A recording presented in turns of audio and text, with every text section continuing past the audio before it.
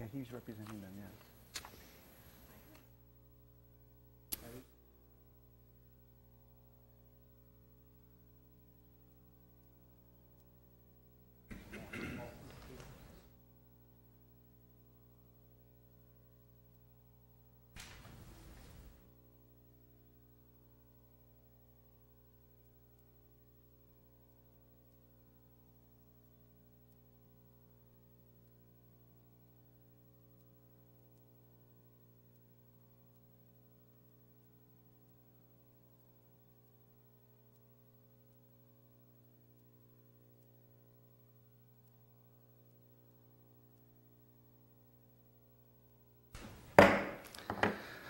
Call this meeting to order. It's the regularly scheduled meeting of the Transportation Public Works Committee. I'm Councilmember Reich. I'll chair the meeting today.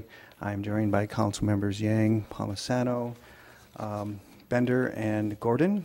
We are a quorum of the committee and conduct the committee's business. We have 11 items today on the agenda. We will be adding item 11 in the consent package. It's part and parcel of the item 9, Cedar Avenue Sidewalk Modification Project. And the item that you have that's marked not on printed agenda is the bid component of that action. And so we will include it as item 11, but in the consent report. With that, I'll take a motion to approve the agenda as amended. All those in favor say aye. Aye. Dissenting nay. That is an amended agenda. I will go through the consent items, and then we have three public hearings and a discussion item to follow that. Members, you can pull any consent item as you see fit. Item 4 on the consent agenda is the 8th Street Reconstruction and Street Lighting Project, and that's to approve a resolution designating the location of those improvements, receive the cost estimate of $630,190 for reconstruction portion of the project, and $128,000 for the street lighting portion of the project. List the benefited properties and direct the city engineer to prepare proposed special assessments against the benefited properties. And that public hearing will be held on September 9th, 2014.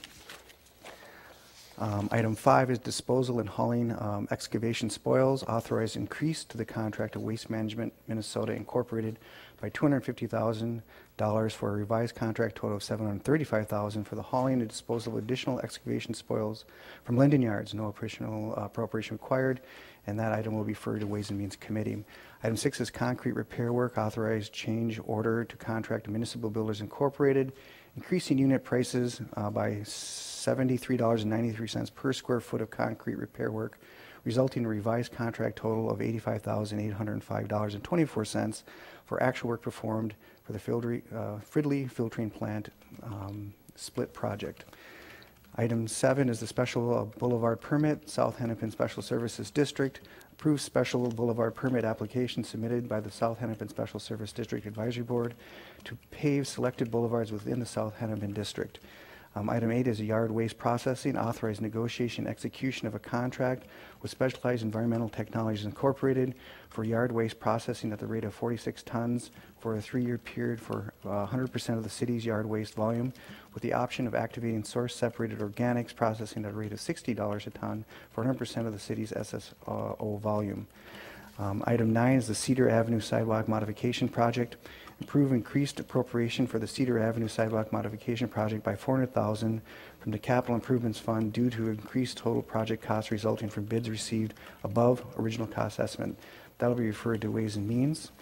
And then item 11 is the bid component of that, accept at Thomas & Sons for an estimated expenditure of $1,297,888.58 to furnish and deliver all labor, materials, and incidentals for sidewalk and lighting replacements on Cedar Avenue for the City of Minneapolis Public Works Transportation Division, as follows in the item that was included in the package.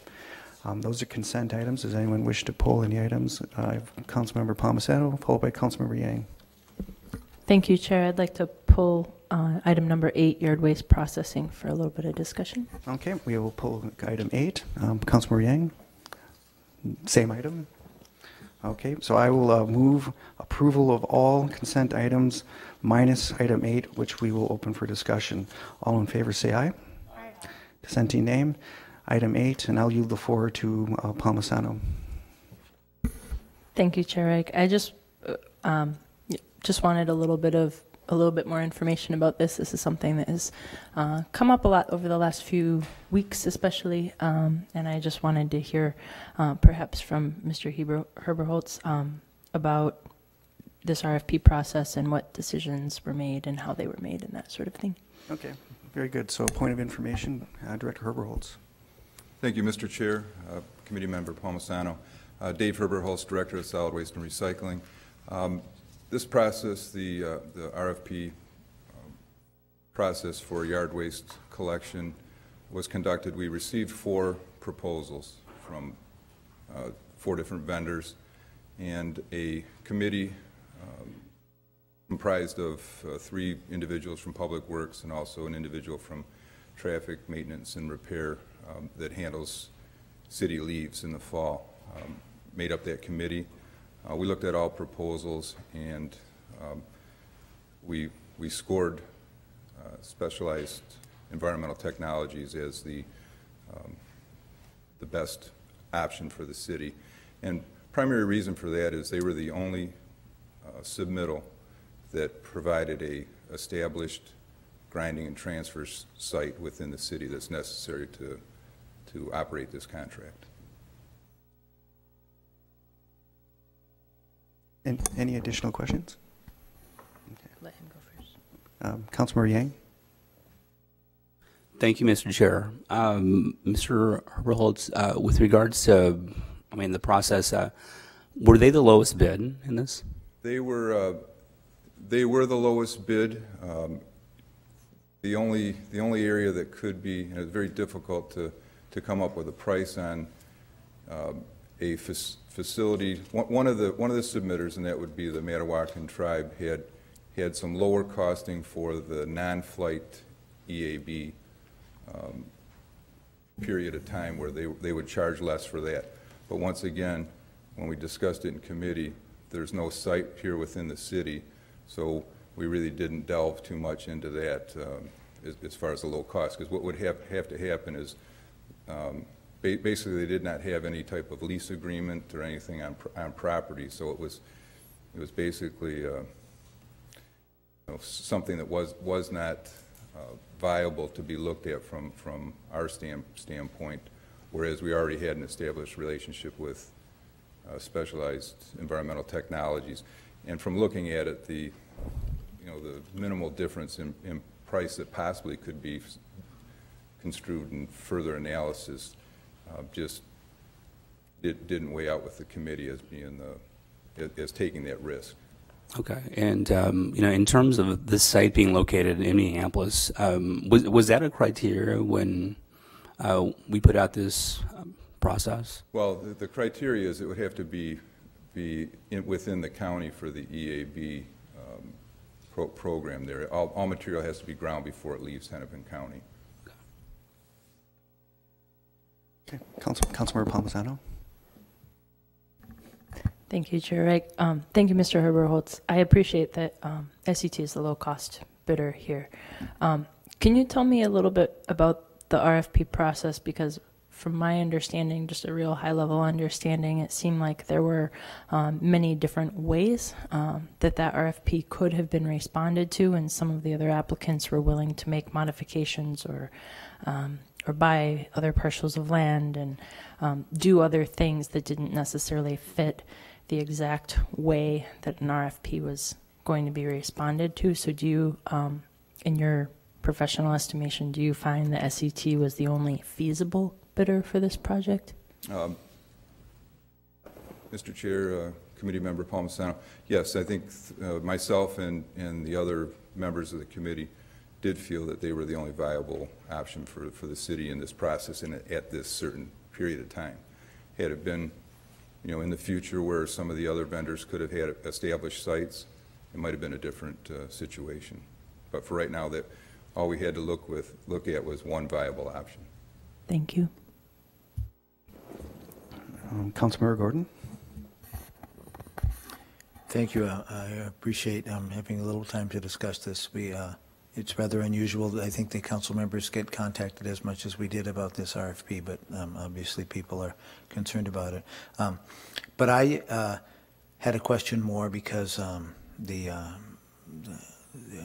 respondent that got chosen will be in the second ward, and I was just wondering if we took into account truck traffic coming in and out of the site, and if we feel like, or if we've looked at that, and if we think the site can accommodate the additional trucks. I know that this site has already been taking half of the city's yard waste, and in the past it's taken all of it, but we are talking about expanding to the curbside organics too. So did we at least look at that? And Sure. Mr. Chair, Committee Member Gordon, yes, we did discuss that from the fact that the site that we're talking about that SET utilizes is the SKB transfer station. So it already has significant truck traffic and has for ever since they started operating there. So we did figure that the additional trucks involved in collecting yard waste within the city would not impact that site. I appreciate that, and I'm always looking for other alternatives to get the trucks in and out of there, and I've got some dream that the 8th Street reconstruction might even offer them a back door in and out too, so thank you very much. Councilmember Bender? Thank you, Mr. Chair. I note that in the staff report, you noted that there would be a request for council action if this contract were to extend to the single sort organics. And so we would not be issuing a new RFP. That's the thinking at this time anyway. Is that right? And then could you also talk about, does this contract have a set end date where we would issue a new RFP, or is that up in the air? Mr. Chair, Committee Member Bender, this contract would be a 3-year contract with 2 possible 1-year renewals. And yes, we would not have to go ahead with a RFP process for the organics. We could exercise the pricing within this contract. In addition to that, we also have, Hennepin County has contractual relationships with source separated organic vendors that we could also piggyback on county contract. Any other questions? Councilmember Yang? Thank you, Mr. Chair. Was it ever considered that we could split this and have maybe a couple different companies do a percentage of it? Mr. Chair, Committee Member Yang, it was considered, and that is the arrangement we have right now, and it's we think a very good relationship that we have, having multiple vendors. However, when you looked at, well, I guess number one is we didn't look at splitting it because we only had the one viable alternative from our feeling.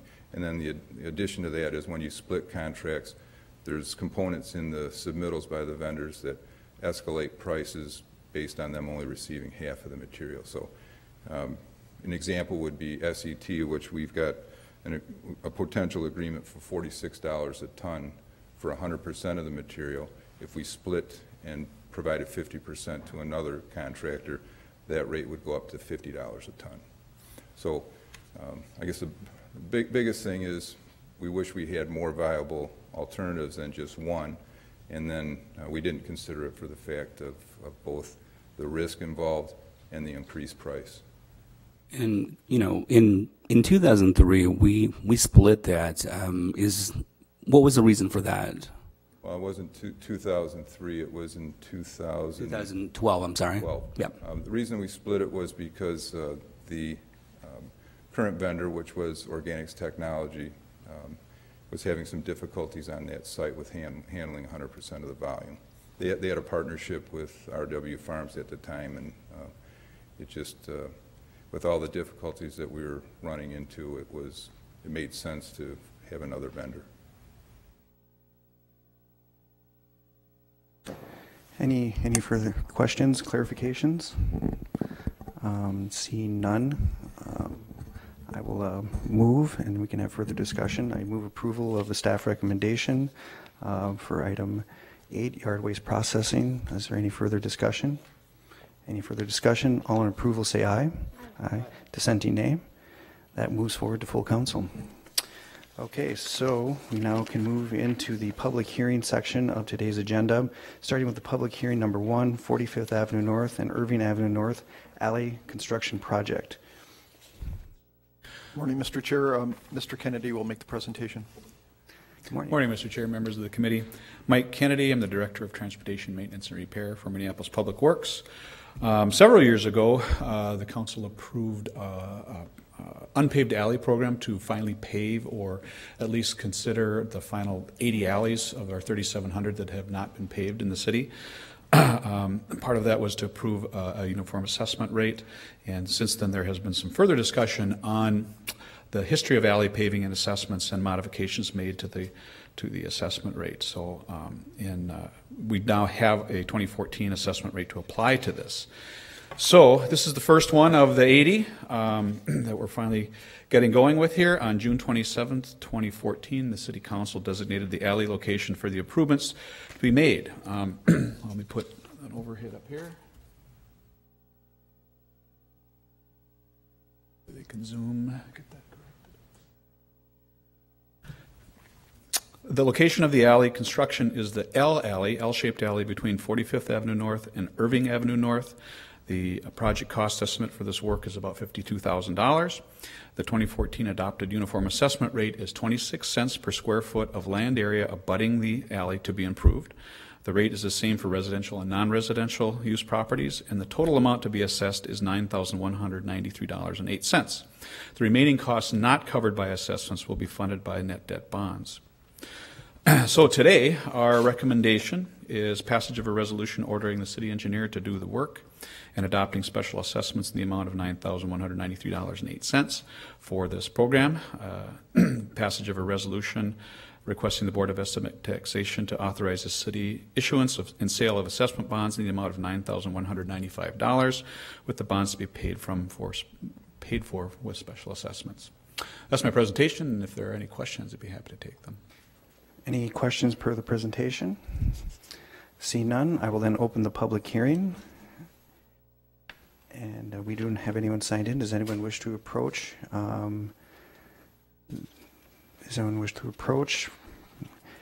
Seeing none, I will close the public hearing and move approval of the 45th Avenue North, Irving Avenue North Alley Construction Project as presented by staff with the actions that they had in their presentation.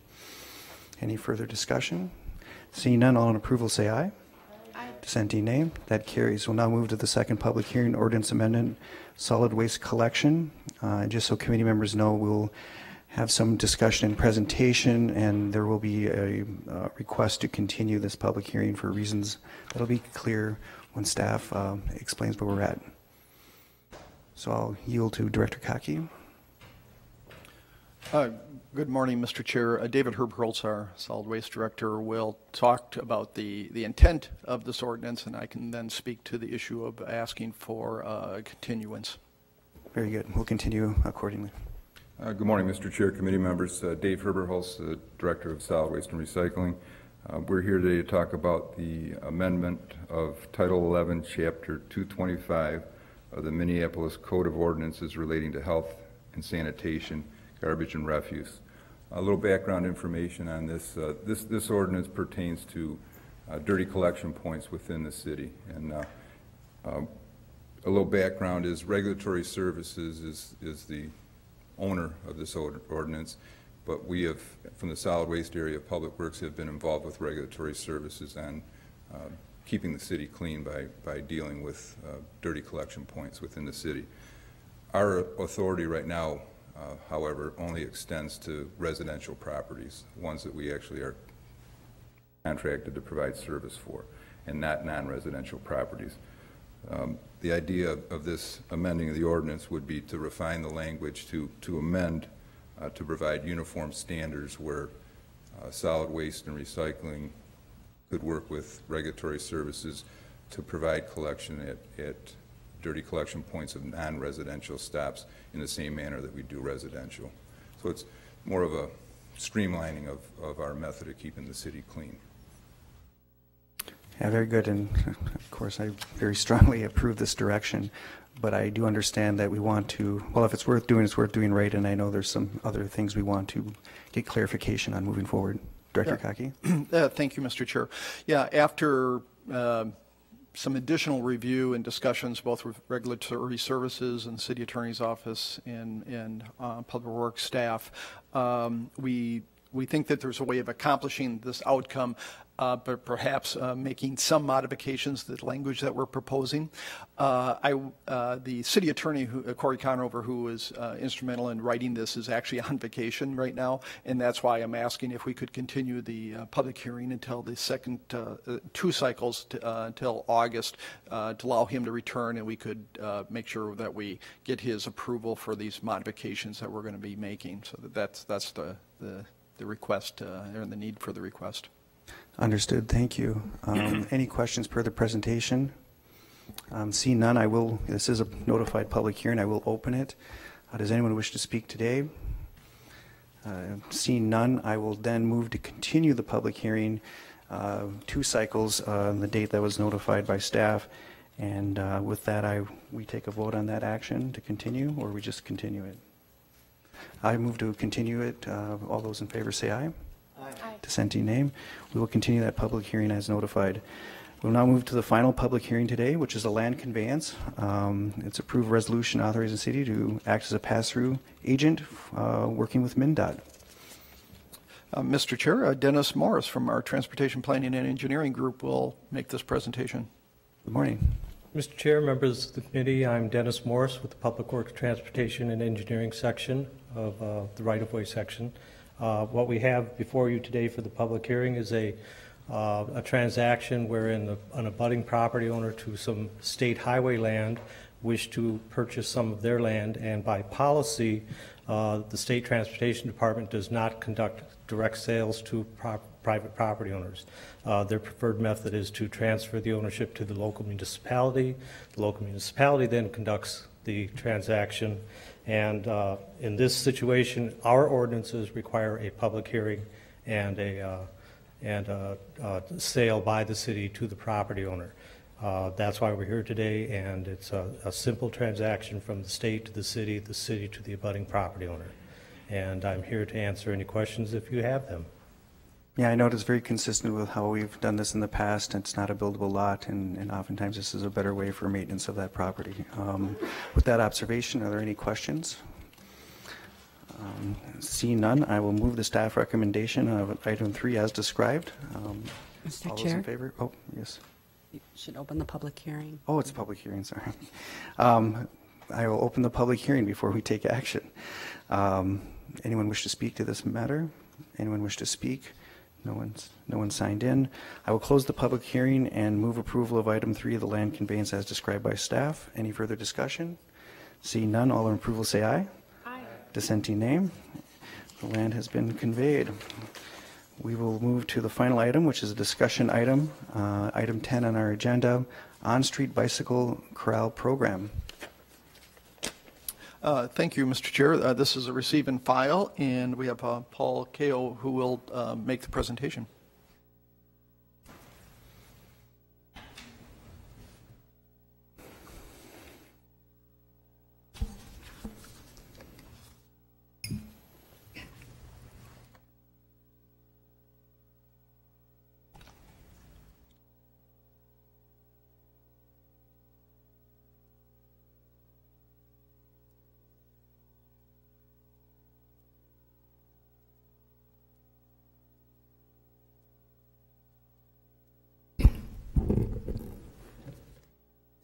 Mr. Chair, committee members, my name is Paul Kao, Parking Systems Analyst for the Traffic and Parking Services Public Works.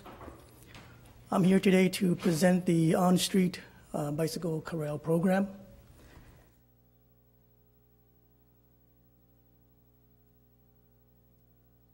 This new program will be similar to the city's existing off-street bicycle car share program. Every year, the city promotes bicycling through its off-street bike parking program for installations on the public right-of-way boulevard and sidewalk areas. Businesses and organizations and community centers can request for needed bike racks through the 50/50 cost share program. Thousands of bike racks have been installed to date, and applicants can choose between several standard different styles and colors of bike racks, like you see here. There have also been requests for on-street bicycle corrals. There are 2 existing on-street bike corral locations in Minneapolis. The first one is at the Birchwood Cafe on 25th Street East. The second one installed last year was at the northbound Smokehouse Brew Pub on East 38th Street. These 2 locations have bicycle parking demand that exceeds the available space on the boulevard or sidewalk areas. Public Works worked with both of these locations as they innovated to install and maintain their on-street bicycle corrals in the parking lane. To respond to the growing interest of on-street bike corrals, Public Works researched best practices and process in other cities, and we developed our own on-street bicycle corral program. A key element of the on-street bicycle corral program is that it will continue to expand, enhance, and encourage more bicycle use and parking. An FAQ, frequently asked questions info page, will be available online to highlight the program's with information, facts, design criteria, and main objectives. Interested parties would also be able to access the online application from that webpage. The online application is a 2-step application. The first step, step A, will be the applicant's request for the proposed location. That will include the eligibility checklist, the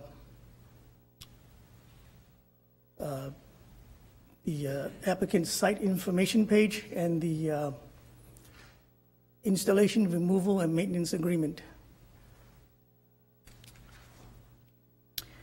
City staff will review these 3 items submitted by the applicant and will determine if it's feasible for a corral, meeting the location criteria. Once complete, the applicant requests will be placed on a first-come, first-served waiting list according to the request date. The second step, step B of the application process, will focus on the selection and the application, installation, I mean. The applications on the waiting list will be reviewed by the Public Works staff, and the locations will be selected citywide according to the equity, geographic distribution, and bike parking needs. After the installation is complete, the applicant will maintain the on-street bicycle corral according to the terms of the installation, removal, and maintenance agreement. For the cost share part, the bicycle corral program will be similar to the 50/50 bicycle rack cost share program. The applicant and the city will split the cost for the purchase of the bicycle on-street bicycle corral, including the installations and the removals. Public Works budget for this program will be $50,000. That's based on the anticipated request and bike parking demand. The corral pricing for a 10 bicycle corral, which takes up 1 parking space, is $1,800 for the first year and $225 for the second and following years. The pricing for a 22 bicycle corral, which occupies 2 parking spaces, is $2,900 for the first year and $325 for the second and following years. The applicant and the city would pay half of those amounts. To streamline the program, the Public Works will solicit vendor bids to provide for the corral materials and the seasonal installations and removals. The parking signs, parking meter hooding, and the storage location will be handled by the City Public Works. Keep in mind that the seasonal on-street bicycle corrals are to be open for public use. Every fall season by November 1st, the vendor will remove and transport the corral to a storage location. And followed by the next spring season, April 15th and later, Public Works will notify the applicant to submit payment for the upcoming seasonal reinstallations. Another key element of the program is that the on-street corrals are to be city-owned, with the intention that the applicants select locations that would exist at least a minimum of 5 years, or the lifespan of the equipment. Finally, this on-street bicycle corral program was recently presented to the Bicycle Advisory Committee and obtained their approval and support. They also requested for city staff to come back and report results of this program next year in 2015. Thank you. Are there any questions for the presenter? Councilmember Palmisano? Thank you, Mr. Chair. Mr. Kao? Yes. I have a few questions, actually. The first is it possible to put these in an area that is not necessarily a legal parking spot? For example, on some streets, there is maybe a no parking to corner because of visibility, because any size vehicle could park there and limit the visibility going around the corner, but might be a perfect area for a bike space without impacting parking in the area. Is that allowed or looked at all? Mr. Chair, Councilmember Palmisano,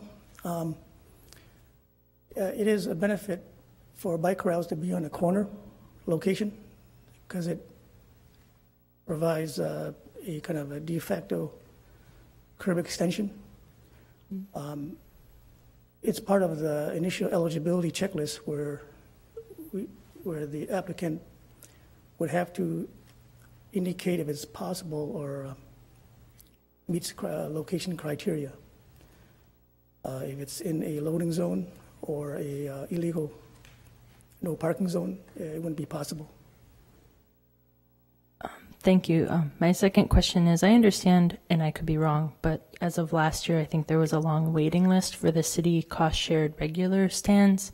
Do we still have that waiting list, and has this particular program, the Bike Corral program, begun yet? You showed the couple of pilots that I'm familiar with, but so I'm just curious where our resources are being spent. Have we cleared that waiting list for the requested bike stands that are on the sidewalk? Mr. Chair, Councilmember Palmisano, the current waiting list for the off-street bike rack cost share program is in the 80s.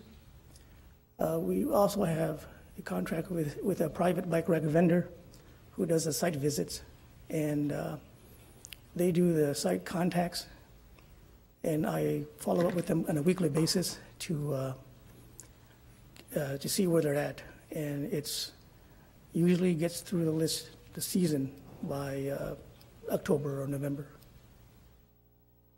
So is it possible for, say, small business owners that have been on that waiting list to choose to go ahead and fund something else entirely on their own? Yes, that's okay. That's basically, yes. They can always go on their own. And I'm sorry, if just one more question. No, please. You have the floor. I think this is terrific, especially because I have a lot of narrow sidewalks in Southwest Minneapolis, and where people particularly stick their bikes within a bike rack sometimes really impede traffic flow. But when it says from the business and property owner, those are often different, and sometimes the property owner is hard to contact. The corral is on the right of way, so could you be more specific about that? And could a special service district or a local business association perhaps share this application for a bike corral so that it could be, for the business node instead of just an applicant as one specific business? Correct. In the item 2 of the online application, the applicant's site information will cover the applicant and the property owner. They will acknowledge that they accept that bike corral to be there. So that's part of the getting approval from the abutting property owners. The adjacent property Correct. owner. Thank you. Thank you. Councilmember Bender. Thank you, Mr. Chair. This is so exciting to see. I know people have been asking for this, and to see that we're not only supporting it, or allowing it, but supporting it financially is really cool. Just a couple quick questions. First, when will the application be available? Do you know? Mr. Chair, Councilmember Bender, the application will be available online as soon as the city staff will set up the link to it, Okay. So along with the info sheet. do you have an estimate? Could be a week or a couple weeks. Okay, great. And then would people be able to, if we exceeded this budget, would people be able to apply and pay the full cost if they were willing to do that? Yes, they would. If they meet all the location criteria, the set on in the first 3 items of the application. Of course, if they want to go on their own, but they would have the final approval from city staff. And then final question is, how do we, and I'm sorry if you answered this already, do we just go in order of when we have received applications, or do we work to make sure that we're putting bike parking across the city? Yes, the requests from the applicants will be placed on a first come, first served basis in order of the request date. But that may depend on how fast or how they respond to city staff's feedback and, to facilitate the application documents. So it's a matter of when they submitted the first 3 items, city staff will review those, and if it all meets the location criteria, they're placed on the first come, first served waiting list. And from there, the city will select the locations, it's according to the equity, geographic distribution, and bike parking needs. Thank you. Any further questions for this presentation? Well, I note the good work. Not only does it seem to be good work, but in the opinion of some cool work. So that's really great. And it's also great that you have a formula that recognizes equity, fairness, interest, and quantifiable demand. And so I think we've really put together a good system. With that, I will move approval of the receive and file. All in favor, say aye. Aye. Dissenting name. That carries, and we are adjourned.